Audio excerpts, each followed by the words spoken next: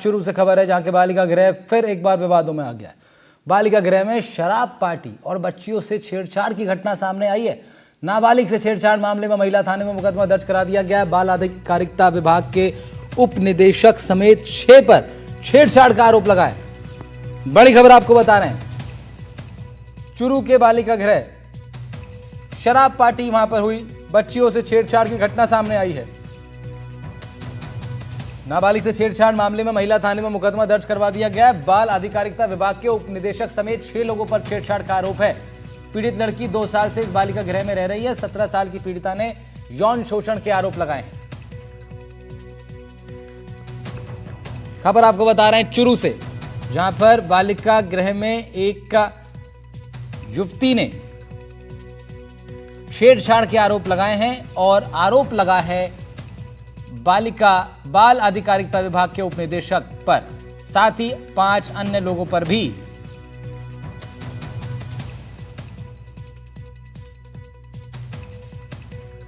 कल एक जगह डाके महिला थाने में रिपोर्ट प्राप्त हुई कि एक बालिका ने कि 2 साल पहले बालिका गृह चूरू में रहती थी, जहां वहाँ इंचार्ज और उनके द्वारा उसके साथ ऐसी हरकतें की जाती थी।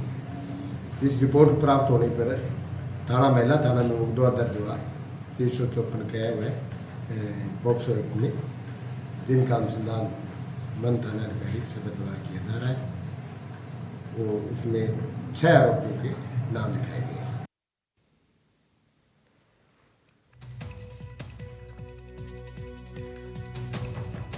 गजेंद्र सिंह हमारे संवाददाता चुरू से जुड़ रहे हैं हमारे साथ, उनका रुख कर लेते हैं। गजेंद्र, क्या कुछ अपडेट है पूरे मामले पर, क्या जानकारी आपके पास? बिल्कुल राहुल, आपने बताया जिस प्रकार से बताया कि काफी गंभीर मामला ये है। बालिका गृह में ये मामला दरअसल 2 साल पूर्व का बताया जा रहा है। हालांकि मामला अब दर्ज हुआ है। 2 साल पूर्व इस बालिका गृह में ये पीड़िता है वो रहती थी। इसी दौरान इसके साथ इस प्रकार की घटनाएं हुई, जहाँ पर तत्कालीन जो बाल गृह संचालक है उसके ऊपर ये आरोप लगे।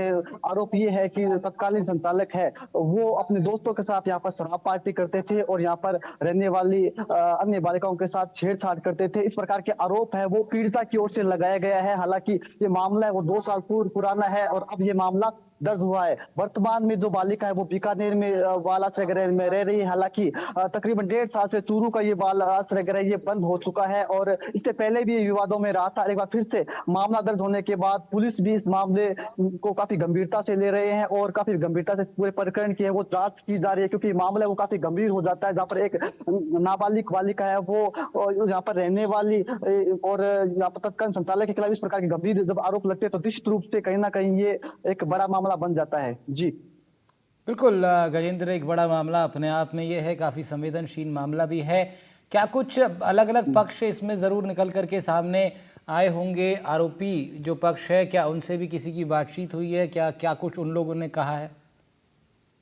देखिए, आरोपी पक्ष से हमने संपर्क करने की कोशिश की लेकिन उनसे संपर्क हमारा नहीं हो पाया है। लेकिन ये पहले भी ये मामला उजागर हुआ था, पहले भी ये बालिका गृह चर्चाओं में रहा था, जिसके बाद 1.5 साल से बालिका गृह है वो बंद है और कलेक्टर की ओर से भी यहाँ पर जांच बिठाई गई थी। लेकिन वर्तमान में जो पीड़िता है वो बीकानेर में रह रही है और उन्होंने एक चिट्ठी है वो झुंझुनू जिला कलेक्टर के नाम दी। इसके बाद में झुंझुनू जिला कलेक्टर ने चूरू महिला थाने में ये तहरीर दी, जिसके बाद ये पूरा प्रकरण है वो दर्ज किया गया है। जो आरोपी है वो झुंझुनू के रहने वाले हैं और तत्कालीन बालिका गृह संचालक है। तो ऐसे में काफी गंभीर ये मामला हो जाता है। आरोप यही है कि जो तत्कालीन जो राजेश जो है वो यहाँ पर इनके संचालक थे इस बालिका गृह के और एनजीओ के माध्यम से ये चलता था, जिसके बाद ये अपने दोस्तों के साथ यहाँ पर आते थे, शराब पार्टी की जाती थी अपने दोस्तों के साथ और इसी दौरान ये छेड़छाड़ वो की जाती थी। इस प्रकार के आरोप हैं वो लगाए गए। हालांकि आरोप काफी गंभीर है। हालांकि पूरा मामला है वो जांच के बाद ही साफ हो पाएगा कि आखिर आरोपों में कितनी सत्यता है। लेकिन हाल फिलहाल में काफी गंभीर आरोप इस नाबालिका की ओर से लगाए गए हैं और पुलिस है तो काफी गंभीरता से इस पूरे प्रकरण की है वो जांच की जा रही है। वर्तमान में जो नाबालिका है वो बीकानेर में बालिका आश्रय गृह में रह रही है और चूरू का ये जो बालिका आश्रय गृह है वो 1.5 साल पहले बंद हो चुका है। जी ठीक है गजेंद्र, शुक्रिया आपका तमाम जानकारी के लिए। चूरू से हमारे संवाददाता गजेंद्र सिंह